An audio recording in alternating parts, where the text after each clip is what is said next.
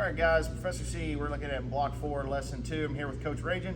We're going to cover the hand orientation and hand placement when it comes to butterfly guard, okay? We have some very important hand placements and some things that we should be looking for when we go to play butterfly guard.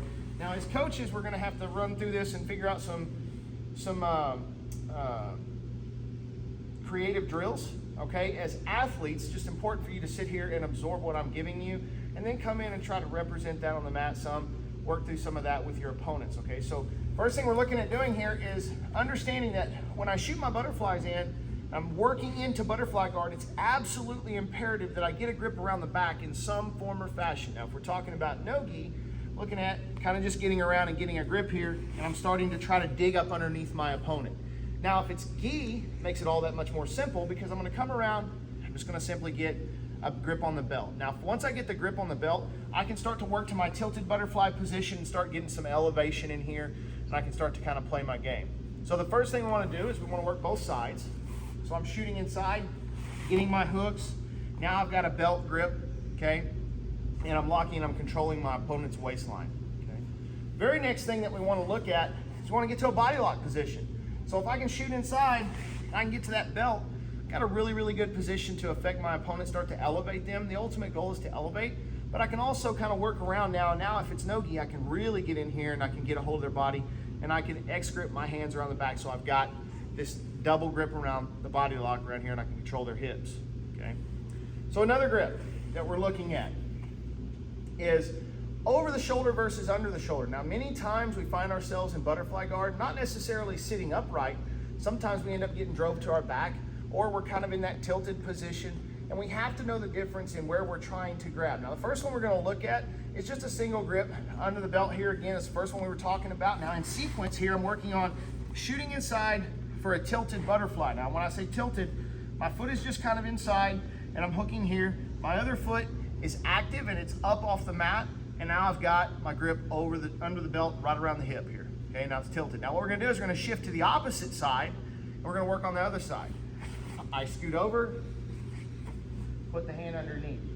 Now we're gonna shift back, we're gonna switch. Now we're just switching back and forth from side to side under the hip grip. This is the under the arm grip or a single underhook grip. Opposite side, here. Opposite side, and here, okay? Now, another grip that we may find is gonna be dependent off of my opponent's posture. Now this is probably the most important one. This is gonna be the one that I like the most. When an opponent tends to wanna kind of sit back and they're kind of trying to run away from us, oftentimes they really leave us with nothing more than a collar grip to insert into our butterfly or this under the grip to get to the belt. Now, this is an okay grip to start to set up, but what I always tell everybody is use the underhook or the one-handed belt grip as a predicate grip to help you set up to the eventual better grips that are involved, which are always gonna be an over-the-shoulder grip or an overhook. So if we can get into this position right here, just as soon as they start to kind of drop the head, if the head comes down, I'm looking at coming over and catching the belt.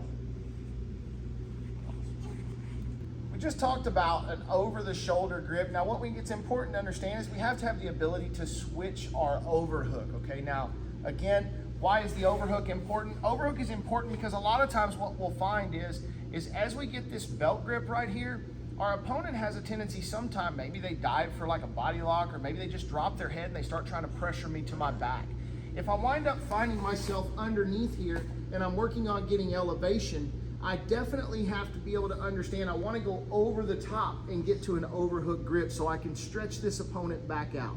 So an over grip is going to be important. As I stretch them back out, now I have the ability to switch my grip and go to the opposite side. So now we work here, okay, and we're right back up. So now we're gonna start, I'm gonna go the underhook. My opponent starts to bury me down. I elevate to get their feet off of the mat, and then I'm gonna advance my grip, which is where I wanna ultimately get, is to an over the belt grip, or over the back grip, and then I can sit them back up. Now I'm gonna come here, and go back down again, and we're gonna sit them back up. So again, I'm working over the shoulder and switching my grips. All right, now another drill that we can do here is we can shoot our underhook grip. I can come with the offside hand, feed my overhook grip. Now I can go right back and I can feed the overhook on the other side. I can feed the overhook on the other side. And I can just go back and forth as a good solid drill, tilting my opponent off to the side with my overhook grips. Overhook and back, okay? So important thing to remember is an overhook is the absolute best grip that we can possibly have when we're playing butterfly guard.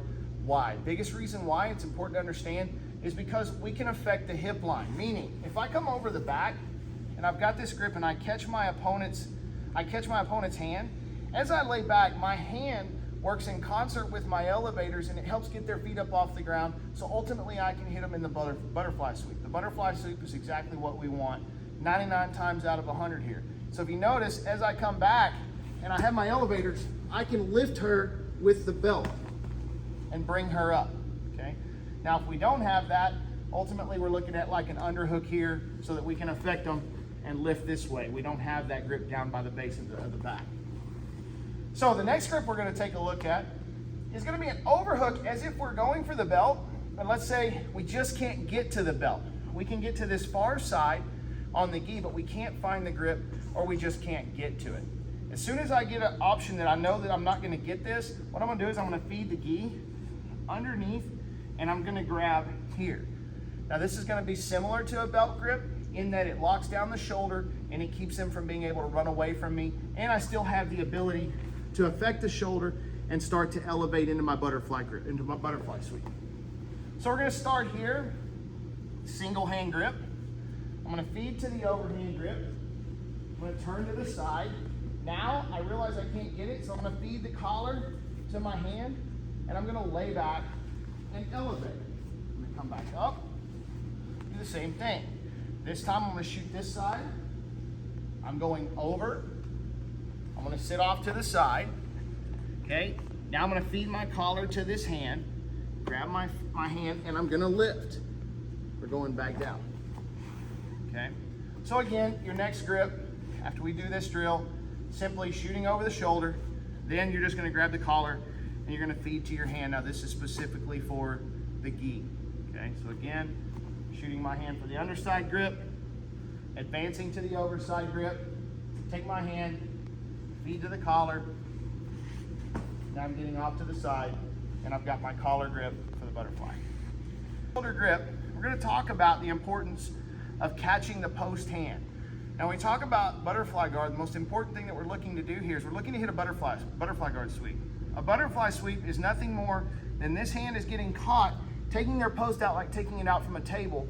My elevators are gonna lift and I'm just going to flip them over and I'm gonna chase them over to the top side. We can't do that. We don't get into a habit of catching the hand. Now if it's no gi, I like to grab the wrist. If it's gi, a lot of times I'll grab this way, but I still really like to grab that wrist because I want to be able to move it, manipulate it, move it in or move it out, depending on which way I'm taking them. So again, we shoot in to get our initial grip, which our first grip is the belt, keeps us close to them. They can't run away. I may grab it right here. If I'm affecting them, I may grab here and advance to this. As soon as I can get to my belt grip and I can get to the wrist grip, we're in action. We can actually do some stuff here. So now the next thing I'm gonna do is elevate, take their post out, and over we go. Now we're not necessarily doing the butterfly sweep here, but I want you to get used to catching the hand. So as we do this drill, shooting my hand, now I'm getting over the shoulder, okay, now we turn. As we turn around, I'm over the shoulder and I've got this grip, I've scooted close. Now I'm just gonna grab this grip, okay? So again, here, advancing my grip.